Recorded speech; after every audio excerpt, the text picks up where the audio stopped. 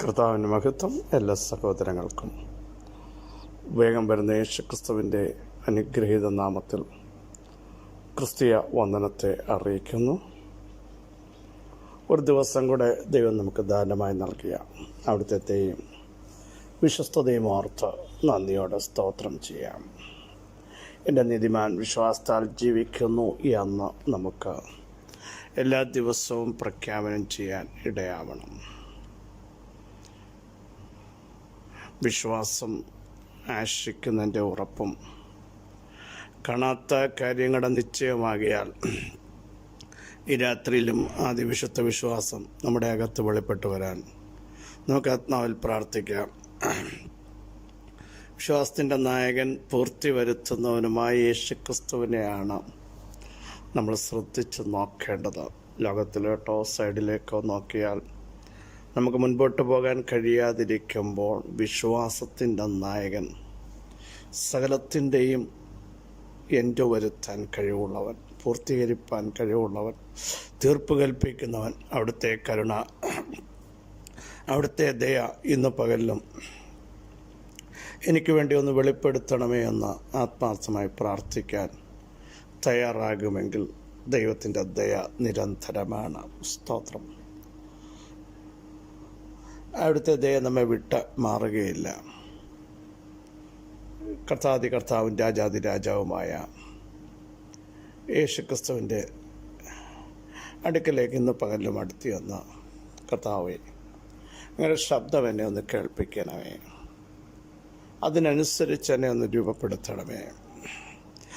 അങ്ങയ്ക്ക് വിശ്വസ്ത സാക്ഷിയായി നിൽപ്പാൻ ഞാൻ എന്നെ തന്നെ സമർപ്പിക്കുന്നു എന്ന് പറയാൻ നമ്മളൊന്ന് തയ്യാറാവാം. നമുക്കെല്ലാം കർത്താവിന് വിശ്വാസമുണ്ടെന്നാൽ കർത്താവിന് നമ്മളെ വിശ്വാസമുണ്ടോ?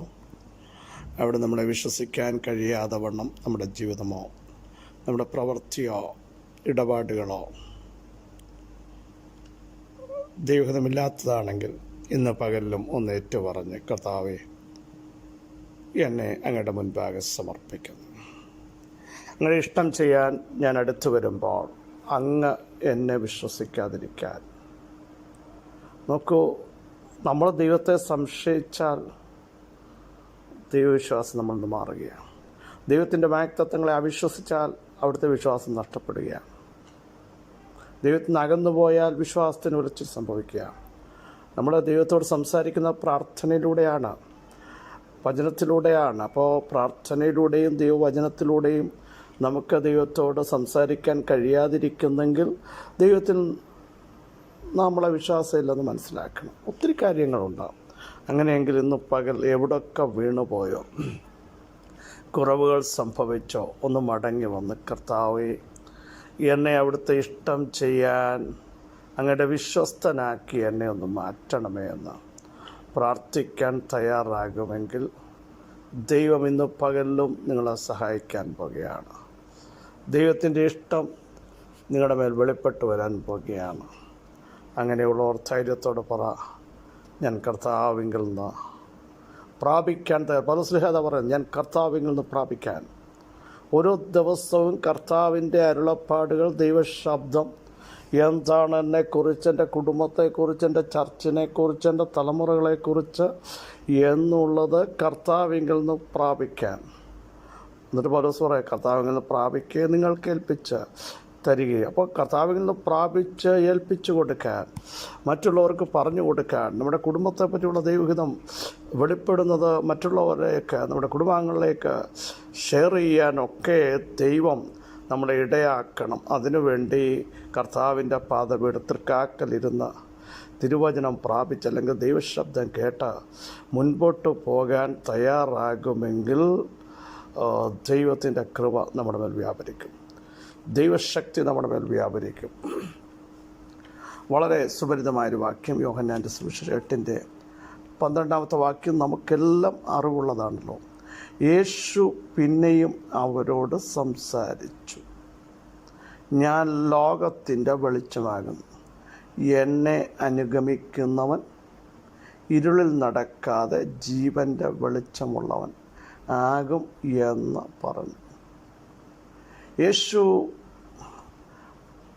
ഉത്സവത്തിൻ്റെ മഹാദിനമായ ഒടുക്കത്തെ നാളിൽ നിന്നൊരു സംസാരം, ദാഹിക്കുന്നവൻ എൻ്റെ അടുക്കൽ വരട്ടെ എന്നുള്ള സംസാരത്തിൽ യേശു പറയുകയാണ്, എൻ്റെ അടുക്കൽ നിന്ന് കുടിക്കുമ്പോൾ എന്നിൽ വിശ്വസിക്കുന്നവൻ്റെ ഉള്ളിൽ നിന്ന് ദൈവത്തിൻ്റെ വചനം പറയുന്നത് പോലെ, തിരുവെഴുത്ത് പറയുന്നത് പോലെ ജീവജലത്തിൻ്റെ നദികൾ ഒഴുകും. തന്നിൽ വിശ്വസിക്കുന്നവർക്ക് ലഭിക്കുന്ന പരിശുദ്ധാത്മാവിനെ പറ്റിയാണ് യേശു അവിടെ പറഞ്ഞത്.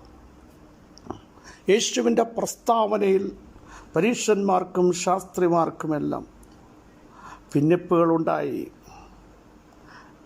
യേശുവിൻ്റെ ഉപദേശത്തോട് യോജിക്കാൻ കഴിഞ്ഞില്ല. ഭടന്മാർ മഹാപുരോഹിതന്മാരുടെ അടുക്കൽ, പരീശന്മാരുടെ അടുക്കലൊക്കെ മടങ്ങി വന്നപ്പോൾ മഹാപുരോഹിതന്മാരും പരീശന്മാരും ഭടന്മാരോട് ചോദിക്കുകയാണ്, നിങ്ങളെന്താണ് യേശുവിനെ കൊണ്ടുവരാഞ്ഞത്?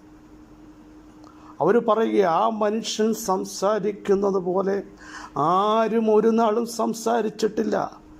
നോക്കൂ, ഭടന്മാരെ അയച്ചത് യേശുവിനെ കൊണ്ടുവരാൻ വേണ്ടിയാണ്. അവർ കൊണ്ടുവരാനിരുന്നപ്പോൾ പറയുന്ന പ്രസ്താവന, ഇതുപോലെ ആരും സംസാരിച്ച ഞങ്ങൾ കണ്ടിട്ടില്ല. അപ്പോൾ അവരോട് ചോദിക്കുകയാണ് ഭടന്മാർ, നിങ്ങളും യേശുവിൽ വിശ്വസിച്ചോ? എനിക്ക് പറയാനുള്ളത്, യേശുവിൻ്റെ സംസാരം നമ്മളെ രൂപപ്പെടുത്തുന്നതാണ്. യേശുവിൻ്റെ സംസാരം നമുക്ക് വിടുതൽ നൽകുന്നതാണ്. യേശുവിൻ്റെ സംസാരം നമ്മളെ മാറ്റിമറിക്കുന്നതാണ്. യേശുവിൻ്റെ സംസാരം രേഖകളെയും അധികാരങ്ങളെയും തിരുത്തുന്നതാണ്. യേശുവിൻ്റെ സംസാരം കലങ്ങിയ ഹൃദയത്തെ ആശ്വസിപ്പിക്കുന്നതാണ്. യേശുവിൻ്റെ സംസാരം അസമാധാനത്തിൽ ആയിരിക്കുന്നവർക്ക് സമാധാനം നൽകുന്നതാണ്.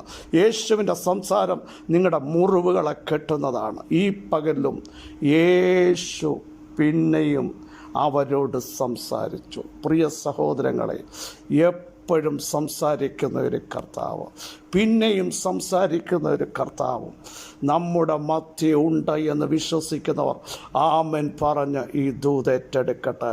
യേശു പിന്നെയും പലരും സംസാരിച്ച് മാറി നിൽക്കുമ്പോൾ, സംസാരം നിർത്തിക്കളഞ്ഞപ്പോൾ, സംസാരിക്കാൻ കൂട്ടാക്കാതിരിക്കുമ്പോൾ, നമ്മളോട് സംസാരിക്കുന്ന അപമാനമെന്ന് പറയുമ്പോൾ പിന്നെയും നിങ്ങളോട് സംസാരിക്കുന്ന യേശുവിൻ്റെ ശക്തിയും സാന്നിധ്യവും തൻ്റെ ജനമൊന്ന് തിരിച്ചറിയട്ടെ. യേശു പിന്നെയും സംസാരിക്കുകയാണ്. എന്താണ് പറഞ്ഞത്?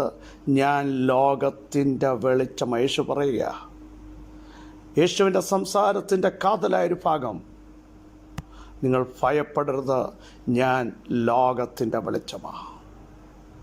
അതിൻ്റെ അർത്ഥം, ഇനി ഇരുളിന് അവിടെ നിൽക്കാൻ പറ്റില്ല.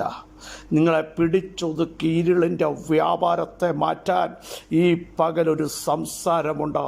ഇനിയും ഇരുളിന് ഇവിടെ സ്ഥാനമില്ല. നിങ്ങളുടെ വാക്തത്വങ്ങളെ ഇരുട്ടിലേക്ക് മാറ്റിക്കളഞ്ഞ, കാണാൻ കഴിയാതെ അന്ധത പിടിപ്പിച്ച സകല ദുഷ്ടശക്തിയുടെ മേലും ഇന്നു പകൽ കർത്താവിൻ്റെ ഗംഭീരമായൊരു സംസാരം, ഞാൻ ലോകത്തിൻ്റെ വെളിച്ചമാണ്. സ്തോത്രം. വെളിച്ചം കാണിക്കത്തില്ലെന്ന് പിശാച് പറയുമ്പോൾ ഈ പകൽ ദൈവാത്മാവിൽ വിളിച്ചു പറയുന്നു, ലോകത്തിൻ്റെ വെളിച്ചത്തിൻ്റെ ശബ്ദം മുഴങ്ങുമ്പോൾ ഇരുളിൻ്റെ വ്യാപാരത്തോട് നമ്മൾ തിരിച്ചു പറയാൻ പോകുക, ഞങ്ങൾ വെളിച്ചം കണ്ടിരിക്കുന്നു, ഞങ്ങൾ വാക്തത്വങ്ങൾ കണ്ടിരിക്കുന്നു, ഞങ്ങൾ നടക്കുന്നു ആത്മാവിൽ. സ്തോത്രം. യേശു പിന്നെയും അവരോട്, ഞാൻ ലോകത്തിൻ്റെ വെളിച്ചമാകുന്നു, എന്നെ അനുഗമിക്കുക, അല്ലെങ്കിൽ എന്നെ ഫോളോ ചെയ്യുന്നവൻ ഇനി ഇരുട്ടി നിൽക്കത്തില്ല, തപ്പിത്തടയത്തില്ല, കുഴഞ്ഞു പോകത്തില്ല. എവിടേക്കെന്നറിയാതെയല്ല അവൻ നയിക്കപ്പെടുന്നത്. കേട്ടോ, യേശുവിൻ്റെ പിന്നാലെ ഗമിക്കാൻ തയ്യാറായ സഹോദരങ്ങളോട് വിളിച്ചു പറയുന്നു, നിങ്ങളെയും നിങ്ങളുടെ കുടുംബത്തെയും തലമുറകളെയും എത്തിക്കേണ്ടിടത്തേക്ക് എത്തിക്കുന്ന ഒരു വലിയ വെളിച്ചം ഇന്ന് പകൽ നിങ്ങളുടെ റൂമിനകത്ത് മുഴങ്ങട്ടെ. നാളുകൾ ഇരുട്ടായി നിൽക്കുന്ന ചില വിഷയത്തിൻ്റെ മേൽ, എങ്ങും നിന്നും ഒരു സമാധാനം പ്രാപിക്കാത്ത വിഷയത്തിൻ്റെ മേൽ ഈ പകൽ ദൈവശബ്ദം, യേശുവിൻ്റെ സംസാരം മുഴങ്ങുമ്പോൾ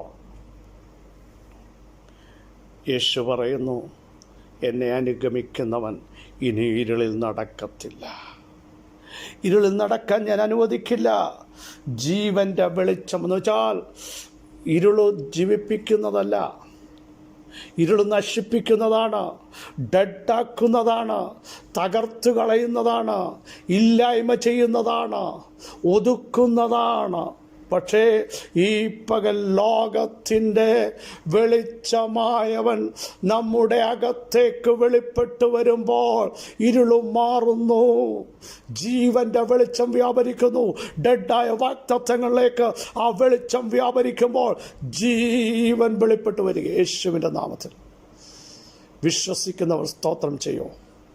ലോകത്തിൻ്റെ വെളിച്ചമായവൻ നിങ്ങളുടെ അകത്തേക്ക് പ്രവേശിക്കുമ്പോൾ നിങ്ങളുടെ വാഗ്ദത്തങ്ങൾ ജീവൻ വെക്കുകയാണ്, അത് എഴുന്നേൽക്കുകയാണ്, ആത്മാവിൽ അത് നടക്കുകയാണ്. ഇനിയും അതിനെ ഡെഡാക്കി ഒതുക്കാൻ ലോകത്തിൽ ഒരു ശക്തിക്കും സാധ്യമല്ലെന്ന് ദൈവാത്മാവിൽ വിളിച്ചു പറയുന്നു. യേശുവിൻ്റെ നാമത്തിൽ വിശ്വസിക്കുന്നവർ സ്തോത്രം ചെയ്യൂ. ഞങ്ങളുടെ വാഗ്ദത്തങ്ങൾ ജീവിക്കാൻ പോകുകയാണ്. ആ വെളിച്ചം അവിടേക്ക് അടിക്കുകയാണ്. സൂര്യൻ്റെ കിരണങ്ങൾ പതിക്കുകയാണ്. പതിച്ചാൽ അവിടേക്ക് ജീവൻ വ്യാപരിക്കുക. ഒന്നുകൂടി പറഞ്ഞാൽ സമർത്ഥിയായ ജീവൻ നിങ്ങളുടെ അകത്തേക്ക് വ്യാപരിക്കുകയാണ്. യേശുവിൻ്റെ പിന്നാലെ നടക്കൂ, യേശുവിൻ്റെ സംസാരം കേൾക്കൂ, യേശുവിൻ്റെ ശബ്ദത്തിന് കാതോർക്കൂ. നിങ്ങളിനി പരാജയത്തിൻ്റെ വാക്കുകളല്ല കേൾക്കുന്നത്, ഇരുളിൻ്റെ ശക്തിയല്ല നിങ്ങളെ പിന്തുടർന്ന് വെളിച്ചത്തിലേക്ക് നിങ്ങളെ കൊണ്ടുപോകും. നിങ്ങൾ വെളിച്ചത്തിൻ്റെ മക്കളാണ്. വിശ്വസിക്കൂ. നിങ്ങളുടെ തലമുറകൾ വെളിച്ചത്തിലേക്ക് വരാൻ പോകുക. നിങ്ങളുടെ കുടുംബജീവിതം വെളിച്ചത്തിലേക്ക് വരാൻ പോകുക. യേശുവിൻ്റെ നാമത്തിൽ പിശാച് ഇരുട്ടിലാക്കുമെന്ന് പറയുന്ന നിങ്ങളുടെ വിഷയം ഇന്ന് പകൽ ഒരു വലിയ വെളിച്ചത്തിലേക്ക് നയിക്കപ്പെടുന്നു. വിശ്വസിക്കുന്നവർ ആമേൻ പറഞ്ഞ് ദൂതേറ്റെടുക്കട്ടെ. മഹത്വത്തിൻ്റെ പ്രത്യാശയായ ഞങ്ങളുടെ വാഴ്ത്തപ്പെട്ട കർത്താവേ, ഞങ്ങളെ കേൾപ്പിച്ച ശ്രേഷ്ഠ ആലോചന ഇന്ന് പകൽ ഞങ്ങൾ ഏറ്റെടുക്കുന്നു. ലോകത്തിൻ്റെ വെളിച്ചമായവൻ്റെ ശക്തി ഞങ്ങൾ ഏറ്റെടുക്കുമ്പോൾ ഞങ്ങളുടെ കർത്താവ് വാഗ്ദത്തങ്ങൾ ജീവൻ വെക്കുന്നു, വാഗ്ദത്തങ്ങൾ എഴുന്നേൽക്കുന്നു, വാഗ്ദത്തങ്ങൾ ആത്മാവിൽ സഞ്ചരിക്കുന്നു, വാഗ്ദത്തങ്ങൾ ഡെഡാക്കിയ സകല ശക്തികൾക്കും ഫുൾ സ്റ്റോപ്പ് ഇടുന്ന യേശുവിൻ്റെ സംസാരം ഈ പകൽ ഞങ്ങളുടെ കുടുംബങ്ങൾ വെളിപ്പെട്ടതിനായി സ്തോത്രം, വ്യക്തികൾ വെളിപ്പെട്ടതിനായി സ്തോത്രം, ദൈവസഭകളിൽ വെളിപ്പെട്ടതിനായി സ്തോത്രം ചെയ്യുന്നു. സകല മഹത്വവും അവിടുത്തെ പാദപീഠത്തിങ്കിൽ മാത്രം അർപ്പിക്കുന്നു. യേശു ക്രിസ്തുവിൻ്റെ ധന്യമുള്ള നാമത്തിൽ കൃപയുണ്ടായി പ്രാർത്ഥന കേൾക്കണമേ. ആമേൻ. ക്രിസ്തുവിൽ വാത്സല്യ സഹോദരങ്ങളെ, ധൈര്യത്തോടെ മുമ്പോട്ട് പോകൂ. ദൈവശക്തി വ്യാപരിക്കുകയാണ്. വെളിച്ചമായവൻ്റെ സാന്നിധ്യം ഈ പകൽ തിരിച്ചറിയൂ. ഇരുളിനോ ആ വെളിച്ചത്തെ പിടിച്ചടക്കാൻ സാധ്യമല്ല കേട്ടോ. വെളിച്ചത്തെ പിടിച്ചു വെക്കാൻ ഇരുളിന് കഴിയത്തില്ല. അഗ്നിരാല പോലെയുള്ള ആ വെളിച്ചം, ഈ പകൽ സൂര്യനെ വെല്ലുന്ന ആ വെളിച്ചം ഇന്ന് പകൽ നമ്മുടെ മേൽ വ്യാപരിക്കുന്നു. അത് നിങ്ങളുടെ ആ ശരീരത്തിൽ തിരിച്ചറിയട്ടെ. കർത്താവ് വചനങ്ങളാൽ നിങ്ങളെ സഹായിക്കട്ടെ. ക്രിസ്തയേശുവിൽ നിങ്ങളുടെ സഹോദരൻ പ്രശംസിച്ചു.